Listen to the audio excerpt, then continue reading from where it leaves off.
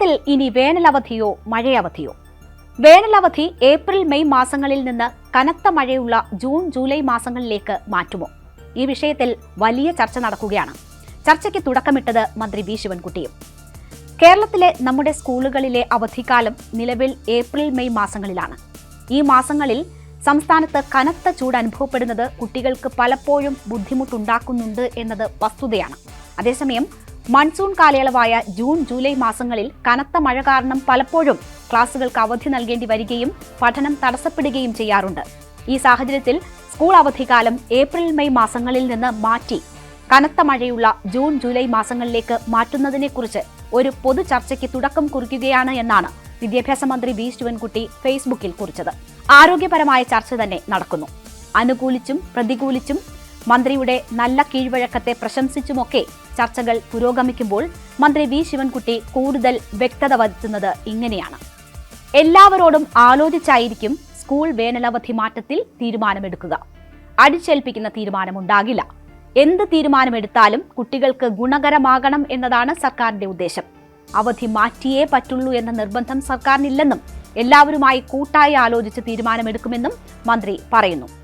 മന്ത്രി നയം വ്യക്തമാക്കുമ്പോൾ നമുക്ക് അനുകൂലിച്ചും പ്രതികൂലിച്ചും വരുന്ന വാദങ്ങൾ കൂടി നോക്കാം. എതിർപ്പുയരുന്നത് ഈ കാരണങ്ങളിലൊക്കെയാണ്. 1.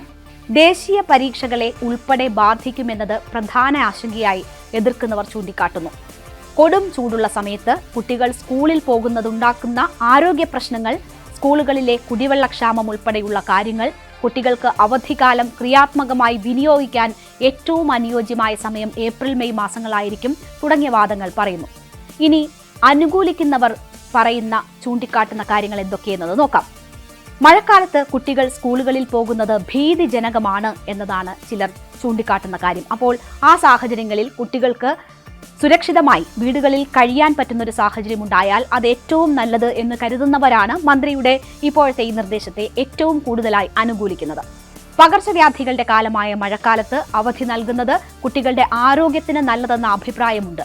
ഒപ്പം തന്നെ ആയുർവേദ വിധി പ്രകാരമൊക്കെ ഏറ്റവും അനുയോജ്യമായ സമയം അവധി നൽകുന്നതിന് മന്ത്രി ഇപ്പോൾ നിർദ്ദേശിച്ച ജൂൺ ജൂലൈ മാസമാണ് എന്നും ചിലർ ചൂണ്ടിക്കാട്ടുന്നുണ്ട്. മന്ത്രി തന്നെ മുന്നോട്ട് വെച്ച മെയ് ജൂൺ മാസങ്ങൾ, അത് മന്ത്രിയുടെ മറ്റൊരു ഓപ്ഷനായിരുന്നു. മെയ് ജൂൺ മാസങ്ങൾ അവധിയാക്കുന്നതിനെക്കുറിച്ചും മന്ത്രി ഫേസ്ബുക്കിൽ സൂചിപ്പിച്ചിരുന്നു. എങ്ങനെയാണ് ഏപ്രിൽ മെയ് മാസങ്ങൾ നമ്മുടെ വേനലവധി വന്നത്? കടുത്ത വേനൽ താങ്ങാനാകാതെ ബ്രിട്ടീഷുകാരാണ് വേനലവധി എന്ന ആശയം നമ്മുടെ നാട്ടിൽ കൊണ്ടുവന്നതും നടപ്പാക്കിയതും. കാലാവസ്ഥ അപ്പാടെ മാറിമറിയുമ്പോൾ അവധിയിലും അനുയോജ്യമായ മാറ്റം ആകാം. നമ്മുടെ പ്രളയകാലം അത്രമേൽ കഠിനമായിരുന്നു. അവധി നൽകി കുട്ടികൾക്ക് മഴക്കാലത്ത് ക്ലാസുകൾ നഷ്ടപ്പെടുന്നു എന്ന അവസ്ഥയും ഉണ്ട്. അപ്പോൾ മഴക്കാലത്തെ ക്ലാസുകളുടെ നഷ്ടം ഒഴിവാക്കാം. കളക്ടർ അവധി പ്രഖ്യാപിക്കുന്നതും കാത്തുള്ള ഇരിപ്പൊഴിവാക്കാം. പകുതി വഴിക്ക് സ്കൂളിലേക്ക് എത്തുമ്പോൾ അവധി പ്രഖ്യാപിക്കുമ്പോൾ ഉണ്ടാകുന്ന പ്രശ്നങ്ങൾ ഒഴിവാക്കാം. അങ്ങനെ അനുകൂലമായ ഒരുപാട് സാഹചര്യങ്ങൾ ഉണ്ട്. പക്ഷേ മറ്റ് ചില പ്രശ്നങ്ങൾ കൂടി ഇതിനുണ്ട്. നമ്മുടെ മൺസൂൺ കൃത്യസമയം പാലിക്കുന്നുണ്ടോ എന്ന സംശയം ഉയരുന്നു. മുണ്ടക്കൈ ചൂരൽമല ദുരന്തത്തിന്റെ 1ാം വാർഷികം കടന്നുപോയത് കഴിഞ്ഞ ദിവസമാണ്. കഴിഞ്ഞ വർഷം അതിതീവ്ര മഴ പെയ്ത ഇടങ്ങളിൽ ഈ വർഷം അതേ ദിവസം ഗ്രീൻ അലർട്ട് മാത്രമായിരുന്നു. ഇപ്പോഴും കാര്യമായി മഴയില്ല. അപ്പോൾ നമ്മുടെ മൺസൂൺ സമയക്രമം പാലിക്കുമോ എന്നതാണ് ഏറ്റവും പ്രധാനപ്പെട്ട ചോദ്യം. നമ്മുടെ പ്രളയ ദുരന്തം ഓഗസ്റ്റിൽ സംഭവിക്കുന്നത് നമ്മൾ കണ്ടിട്ടുണ്ട്. മന്ത്രി തുടങ്ങിവെച്ച ഈ ചർച്ചയിൽ പ്രതികരണവുമായി പ്രതിപക്ഷ നേതാവും രംഗത്തെത്തി.